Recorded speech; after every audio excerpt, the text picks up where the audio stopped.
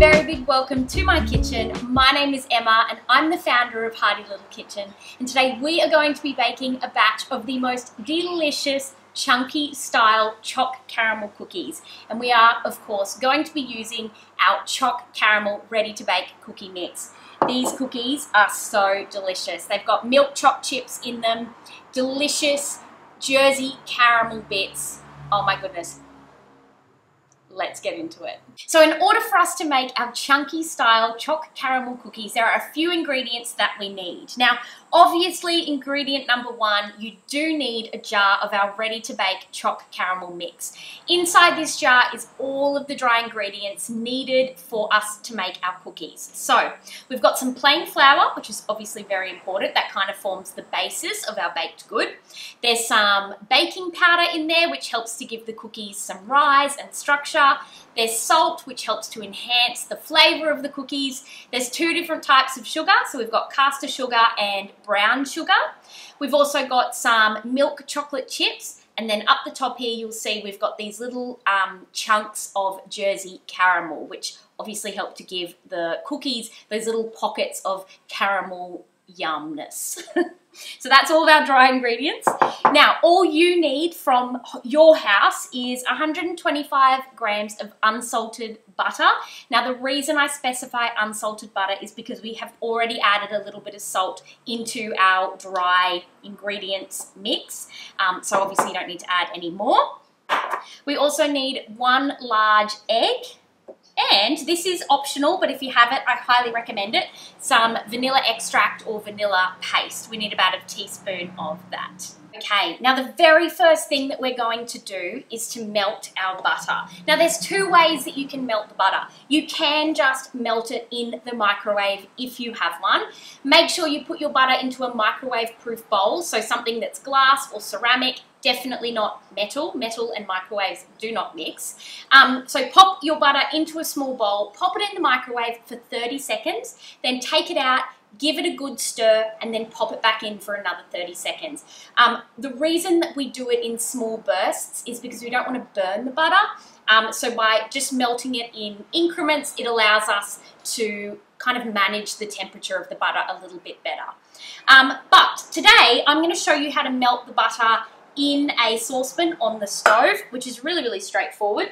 So I've got my butter in here and my trusty rubber spatula, and I'm just going to add that into just a small saucepan, like so, and then we're going to head on over to the stovetop to melt it. Okay, so I'm just going to pop my stove on just to a really low heat. I'm using this one at the back. I'm going to pop it on there. I'm just going to let that sort of sit for a minute or so, just as the saucepan starts to heat up. So you'll see pretty quickly that the butter, as soon as that saucepan starts to heat up, the butter will sort of start to melt. It really doesn't take very long, but you do have to keep an eye on it. Use your spatula or a wooden spoon or another spoon just to kind of move it around. You can sort of break, that butter has sort of clumped together, so you can sort of break it up and that'll help to melt it a bit faster. Let it kind of do its thing, but give it a little stir occasionally, and make sure you don't go too far away from it because, as I said, we really do need to keep an eye on it. All right, that has just about melted. There's one tiny little bit there, but I'm going to turn it off the heat now because the residual heat from the rest of the butter will continue to melt that, and that looks pretty good now. I'm just going to leave this here to just cool slightly while I get the rest of my ingredients ready. Okay, so we've melted our butter. Now we're going to add our dry ingredients into our bowl. Now you'll find that the chocolate chips come out pretty easily, but once you get to the brown sugar, it doesn't really budge. So just grab a spoon or a knife and just loosen it a little bit. It's perfectly normal for it to be a little bit tricky to come out. Over time, those ingredients have just compacted together, and so they get a little bit stuck. But that's okay. Just help them out with a spoon. Okay, so I've got all of my dry ingredients there.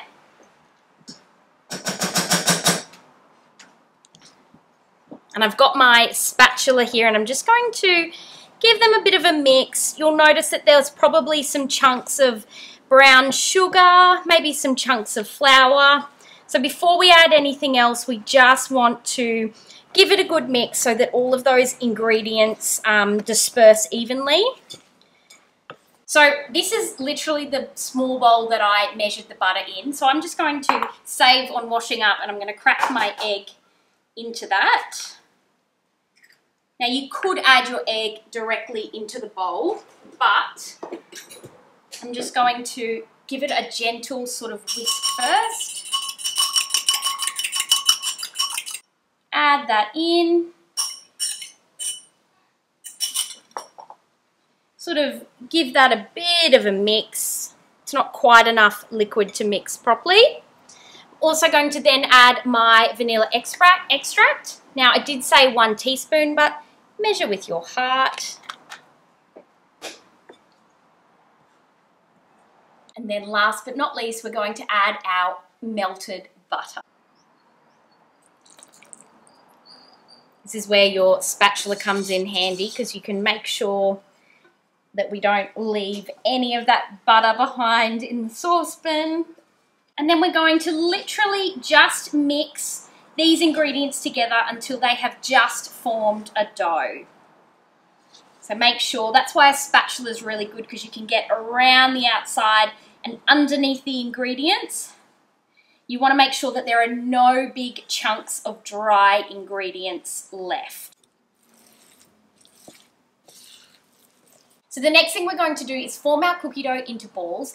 Then we need to pop it in either the fridge or the freezer to chill. Now, arguably this is one of the hardest parts of these cookies, because let's be honest, we just want to bake them and eat them now. But I promise you, chilling the cookie dough really is worth it. It helps the flavors to develop, and it also helps us to achieve that chunky style cookie that we love. I'm lining my baking trays with baking paper so that as soon as that dough has chilled, they are ready to go straight into the oven.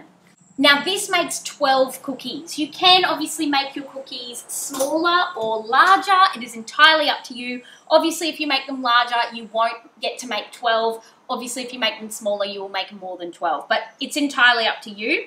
I find that 12 is a pretty good size. So I normally get about a heaped tablespoon. I don't really roll the dough. I kind of just squish it together in my hands and then pop it on the tray like so.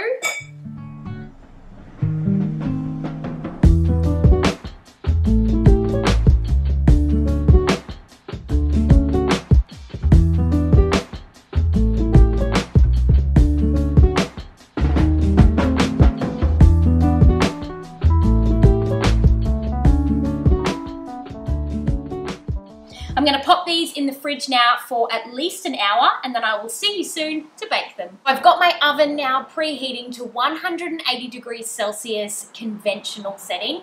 If your oven is fan force, then you just want to reduce that temperature slightly to 160 degrees.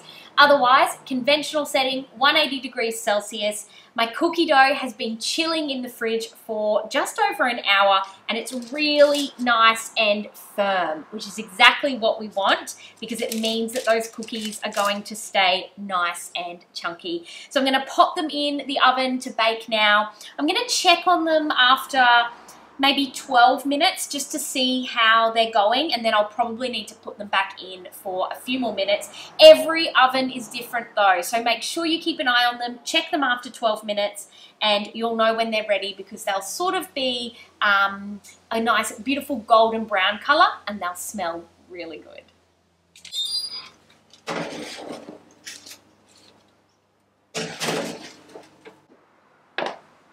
And there we have it. 2 trays of freshly baked Choc caramel cookies. These smell delicious, and you can probably see that they have gone a really beautiful golden sort of brown color. crispy around the edge, and the tops have sort of started to go a beautiful golden brown color, which means they are ready to go. Now, one little trick I do want to show you, it is by no means necessary, but it is kind of fun. You'll notice that your cookies may be a little bit irregularly shaped. If you want to create that sort of more perfect round kind of shape, grab a cookie cutter or a metal ring that is larger than the size of your cookies. And once you pull your cookies out of the oven, when they're still hot, you can just gently place the ring around the outside and sort of shake them around. And it just helps to give them that more round shape around the edges. As I said, it is by no means necessary.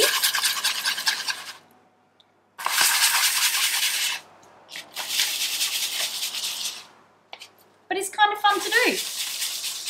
You may have noticed that some of the caramel bits have started to ooze out a little bit. That's perfectly normal. As you bring those cookies out of the oven, it will still be quite soft. The cookie itself and the caramel, as they cool down, it will start to harden, and those little caramel pockets will become quite chewy. Now I'm going to leave these to cool on their trays for about 5 minutes, and then I'm going to transfer them to a wire rack to cool completely. You want to make sure that they have cooled completely before you pop them in a cookie tin or a Tupperware container. That is it for my cook along today. Thank you so much for joining me. I really hope you enjoy your chunky style Choc caramel cookies, and I look forward to cooking with you again soon.